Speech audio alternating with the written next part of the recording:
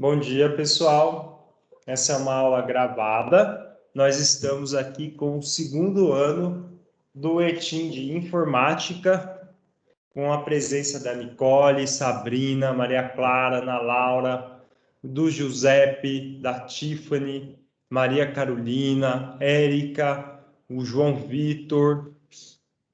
Deixa eu ver mais quem está aqui. A Fernanda, a Luiz Helena. E agora o Luiz Otávio, que acabou de chegar, né? E quem tiver mais vindo, que seja bem-vindo.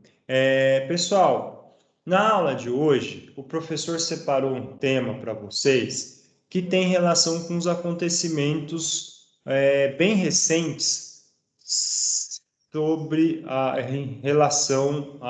relativos à guerra, aos conflitos entre Israel e a Palestina. Vocês devem estar acompanhando aí nas redes sociais, nos noticiários, né, esse conflito. Só para deixar claro, Israel e a Palestina são regiões vizinhas, né?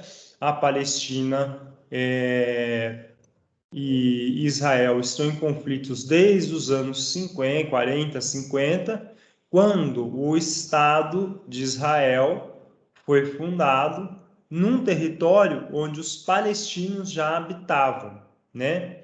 Palestinos são povos árabes, muçulmanos, e os israelenses são judeus, né? Que praticam muitas vezes, né? Os povos israelenses são a religião judaica, né? É importante dizer que são culturas distintas, né? Povos distintos, visões de mundo distintas, e a partir de então, né, anos 40, 50, com a instalação do Estado de Israel, começaram-se os conflitos na região. Basicamente, Israel foi um Estado que foi patrocinado pela ONU, né, a instalação daquele Estado. Não havia ali origens, não havia antecedentes de um Estado de Israel em formação, mas sim uma constante migração de povos judeus, dos judeus até, né, de povos de religião judaica até a região. Nesse contexto, a ONU decidiu instalar ali um país que representasse os interesses dos judeus, né, que tivesse comunidade a visão judaica de mundo. E foi feito aí o país de Israel.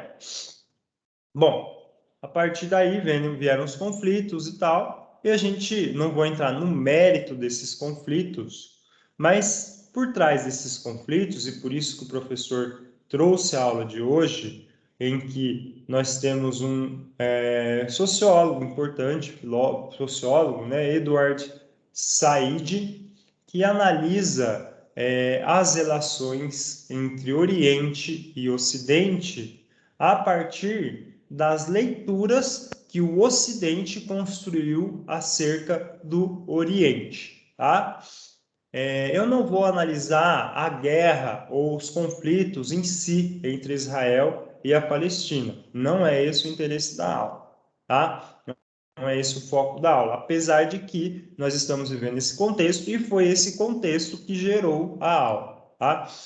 Bom, o que o Said fala para a gente, né? O nome da aula é O Oriente é um palco onde o leste está confinado, né?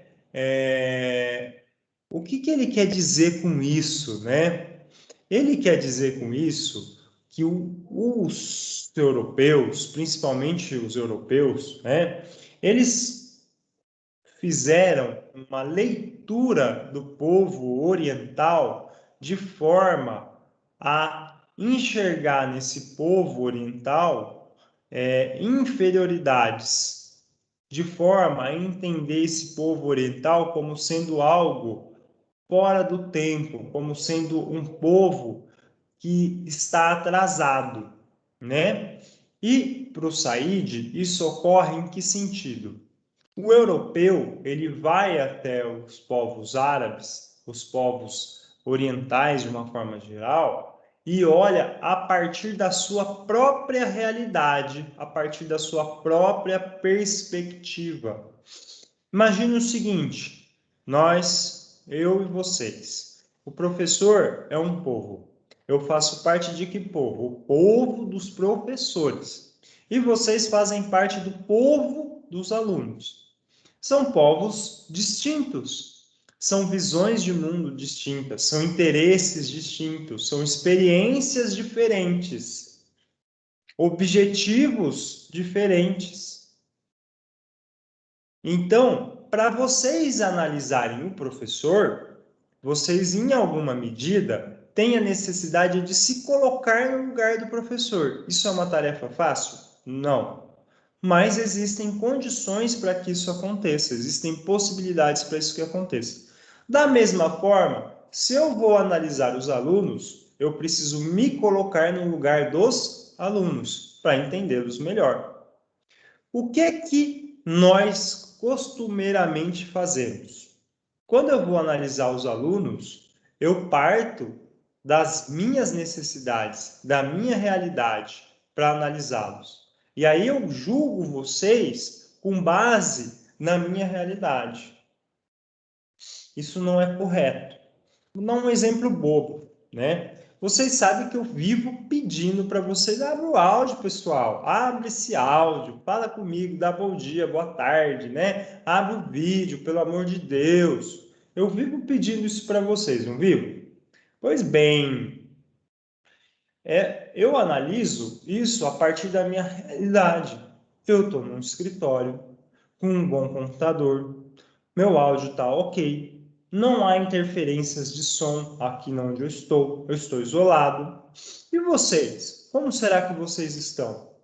Será que vocês estão num escritório isolado, com um bom computador? Será que vocês não estão usando o celular, estão na rua, porque o pai precisou sair, ou porque a mãe precisou não sei aonde, ou porque você precisou acompanhar o vovô no hospital? Enfim, são situações que impedem da gente abrir o áudio.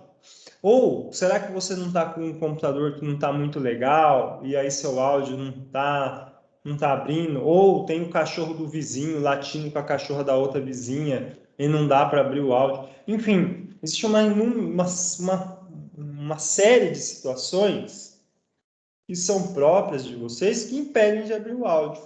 Claro que tem gente também que está forgando e não quer nem saber de dar um bom dia para o professor, né? Tem de tudo, né? Assim como vocês, por exemplo, devem ter visões dos professores diferentes, assim, sem entrar na realidade deles. E a gente precisa a gente precisa exercitar isso, né? Nós temos que exercitar essa ideia. Então, o Said, ele vai falar para a gente que, em suma, o que os europeus fizeram com os franceses, com os povos árabes, principalmente, foi justamente isso. Eles não se colocaram no lugar dos povos árabes para entender aquele povo, não se preocuparam em consultá-los. Né? Se eu vou analisar um povo, primeiro, eu tenho que saber que eu não sou superior a esse povo, e sim, eu sou diferente. Se eu parto da premissa, ou seja, de uma ideia inicial, que eu sou superior, a minha análise em relação àquele povo vai estar baseada nessa ideia de superioridade. O que eu vou fazer? Eu vou analisar aquele povo para justificar a minha superioridade. Isso não demonstra a realidade de uma população, tá? Basicamente, os europeus iniciaram essa análise da população árabe quando as tropas napoleônicas invadiram o Egito. A partir de então, o Bolsonaro, eu ia falar o Bolsonaro, não é muito diferente, né? O Napoleão introduziu no Egito um grupo de pesquisadores, cientistas, intelectuais, linguistas, sociólogos, historiadores, para analisar a sociedade árabe. Só que toda essa galera, todos esses intelectuais fizeram isso a partir de elementos que demonstrassem que os europeus são superiores e, portanto, os europeus podiam dominar esses povos. Então veja, pessoal, isso o Said vai falar, né? Não se trata apenas de descrever um povo para justificar a minha superioridade. Eu justifico a minha superioridade a fim de, né, com o intuito de, com o objetivo de, a fim de, separado, a fim de, né? Isso tem a mesma relação, o mesmo significado, com o objetivo de não só justificar a minha superioridade, mas também de justificar a necessidade de dominação desses povos. E aí, quando eu domino para quê, né? Eu domino para escravizá-los, eu domino para explorar suas terras, eu domino para vender meus produtos a esses povos de uma forma que eu tenha um lucro exagerado, né? Eu domino para que esses povos não se desenvolvam sua economia e não melhorem a economia em relação à minha.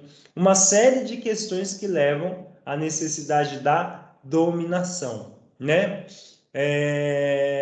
Então, a visão que a gente construiu acerca dos orientais, né, a partir das nossas próprias perspectivas, sem considerar o mundo em que eles estavam inseridos, a ideia que eles tinham sobre eles próprios e a ideia que eles tinham acerca de nós, sem considerar nada disso, tem uma função, né?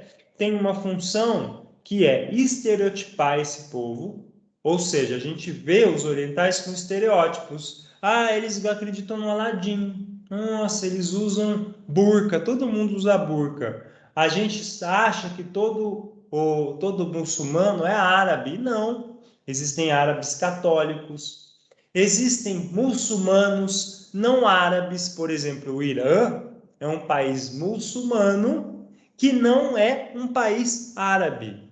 Importante isso, gente. O Irã não é um povo árabe.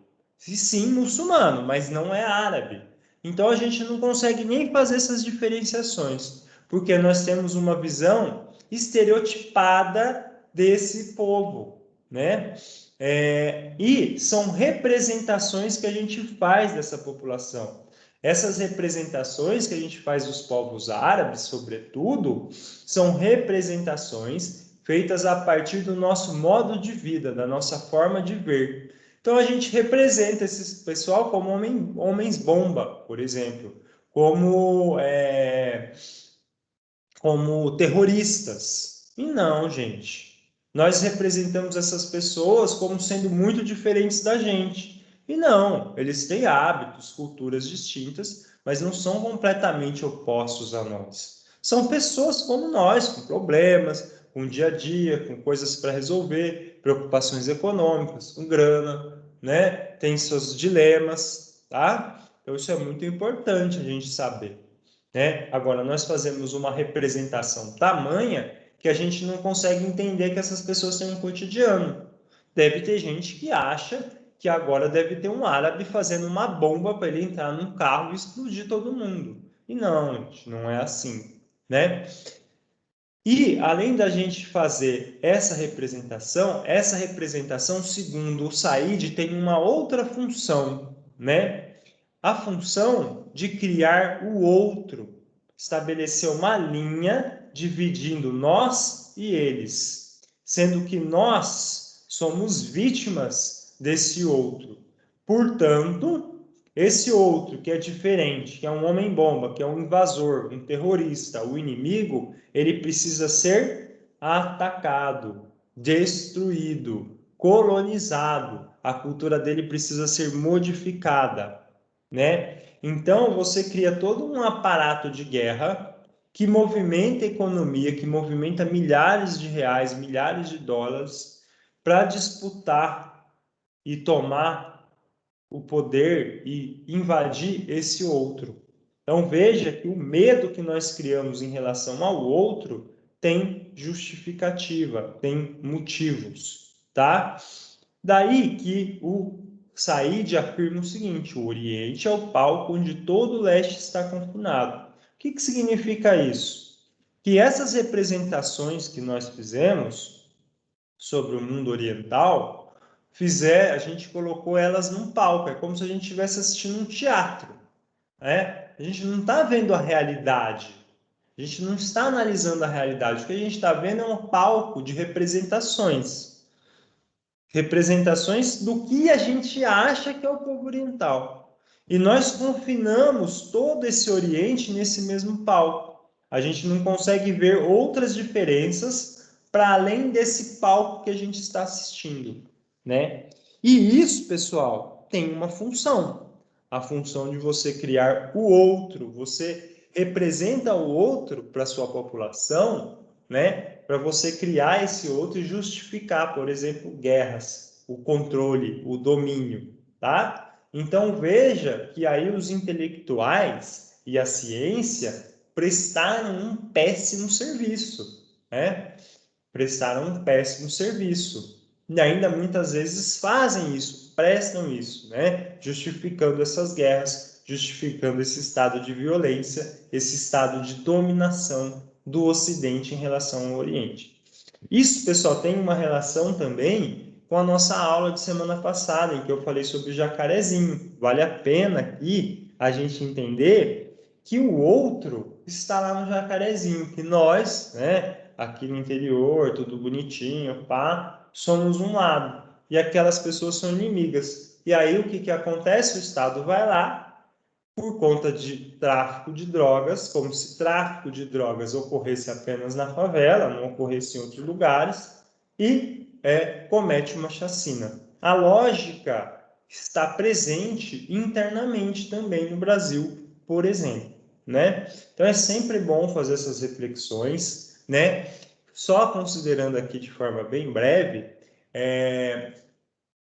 essas considerações que eu fiz tanto hoje quanto semana passada acerca do jacarezinho, da chacina no jacarezinho, elas estão no contexto das desigualdades sociais, né? Não é uma matéria que a gente trabalharia agora no segundo ano regularmente, porque nós estávamos vendo as bases da sociologia, né? Os grandes pensadores da sociologia que fundamentaram e construíram o entendimento do que é sociologia. Nós fizemos uma pausa nisso por conta dos contextos que a gente está vivendo. Eu acho que a gente tem que trabalhar também essa situação, né? Eu não falei diretamente hoje sobre a guerra, os conflitos entre Israel e a Palestina, tá? Mas isso é uma coisa que vocês encontram com facilidade na internet. Só que eu quis trazer uma análise sociológica sobre isso e um pouco mais ampla, né? Que vale não só para os conflitos entre Israel e Palestina, mas pelos conflitos que vêm crescendo desde 2001 entre os povos árabes e os povos do Ocidente, tá?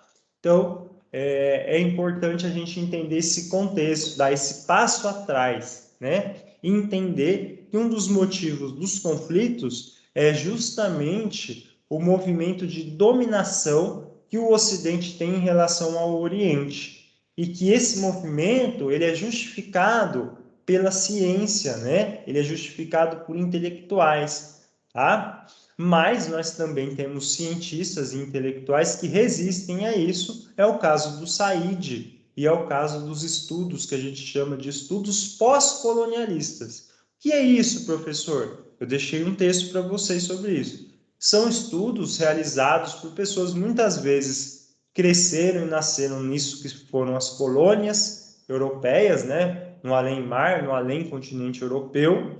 E esses cientistas começaram a pensar seus países, suas regiões, seus povos, suas religiões, com base nas suas próprias culturas, nos seus próprios elementos, e não a partir da visão europeia de mundo, tá bom?